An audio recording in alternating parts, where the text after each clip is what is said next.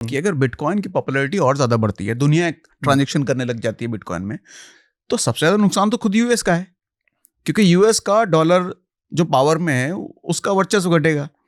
लेकिन देखा जाए तो सबसे ज़्यादा रेगुलेशंस की बात यूएस ही कर रहा है।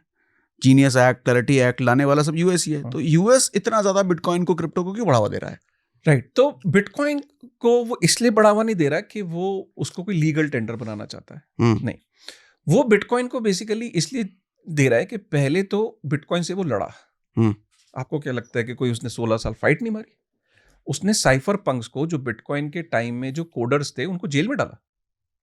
कब की बात है ये? ये जब बिटकॉइन कोई एक रात की इन्वेंशन नहीं है। बेसिकली जब दुनिया में इंक्रिप्शन आई 65 और 70 के दशक में, तो इंक्रिप्शन क्या है, मतलब क्रिप्टोग्राफी क्या है, जिसको आप क्रिप्टोग्राफी कहते हैं। तो क्रिप्टोग्राफी क्या है कि मैंने बोला आई लव यू आपको, विच आई डू, आपके कंटेंट को बहुत ही मोहब्बत है। अब मैं इसको आपको कम्युनिकेट कर रहा हूँ, एक तो सिंपल भाषा में, वो आपके जो ये रिकॉर्डिंग कर रहे हैं इनको भी समझ में आ रहा है, बट मैं इसको कोड में भेज दूं, किसी को नहीं आएगा, आपको समझ ही नहीं है, वो उसको समझ ही नहीं आएगा। सो ये क्रिप्टोग्राफी सिर्फ आर्मी के लिए अलाउड थी। आर्मी के लिए अलाउड था? हाँ, मतलब आर्मी समझ सकती है इसको? इंटेलिजेंस, हाँ, इंटेलिजेंस या आर्मी, इन द सेंस कि आर्मी देश की सिक्योरिटी इंटेलिजेंस को ही अलाउड था क्रिप्टोग्राफी का इस्तेमाल। ठीक है। लेकिन कुछ साइफर पंक्स थे, साइफर पंक्स होते हैं जैसे एक्टिविस्ट, विचारधारक, फिलोसोफर्स।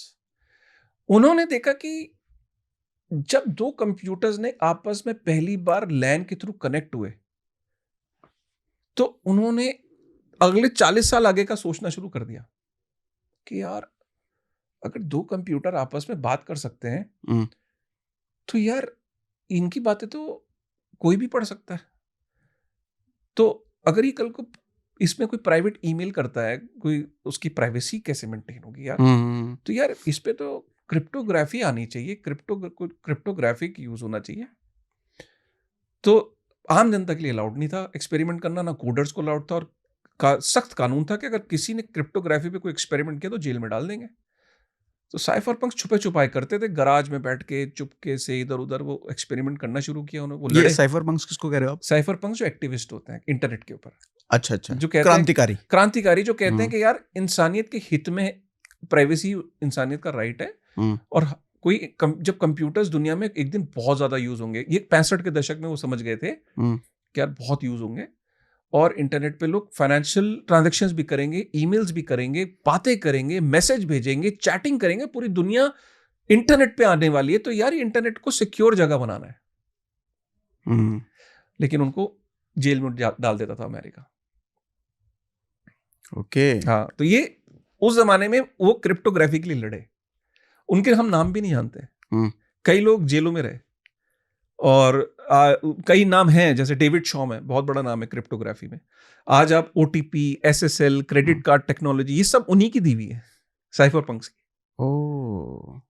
ठीक है, ब्लाइंड सिग्नेचर्स, ठीक है, ये उन्होंने लड़े वो उस जमाने में।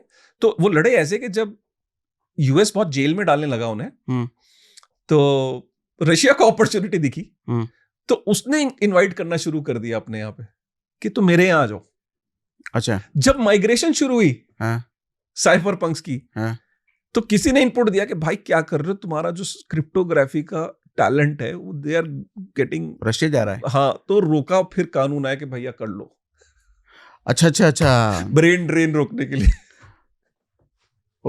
सो ये साइफर पंक्स, फिर इनको एक प्लेटफॉर्म मिला, 80 के दशक में अलाउड हुआ, डेविड शॉम जैसे नाम आए, बहुत बड़ा नाम है, फादर ऑफ क्रिप्टोग्राफी कहते हैं।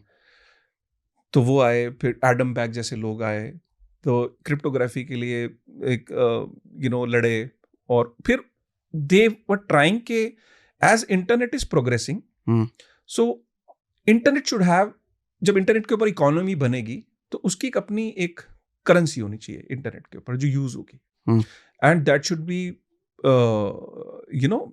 प्राइवेसी का भी इंश्योर करे, और वो डिसेंट्रलाइज हो, कि कोई एक उसे गवर्न ना करता, लोग मिलके चलाएं। So that was the idea, जो कि 30-40 इयर्स के एक्सपेरिमेंट के बाद फिर 2008 में व्हाइट पेपर आया था। सतोशी नाकामोटो, एक साइफर पंक्स की एक मेलिंग लिस्ट होती है, जैसे व्हाट्सएप ग्रुप होता है, वहां एक आइडिया प्रपोज हुआ था कि मुझे लगता है कि भाई ये मेरा टर्म्स है, 8-9 पन्ने का 9 पन्ने का वो था आइडिया, जिसमें किसी ने विश्वास दिखाया ही नहीं। वो ना this won't work, this won't work. उससे पहले कुछ एक्सपेरिमेंट हो चुके थे, डिजी कैश, गोल्ड, ई गोल्ड, ऐसे कई करेंसीज उससे पहले आ चुकी थी और आके फेल हो गई थी, क्योंकि कुछ ना कुछ उस पर कमी रह रही थी।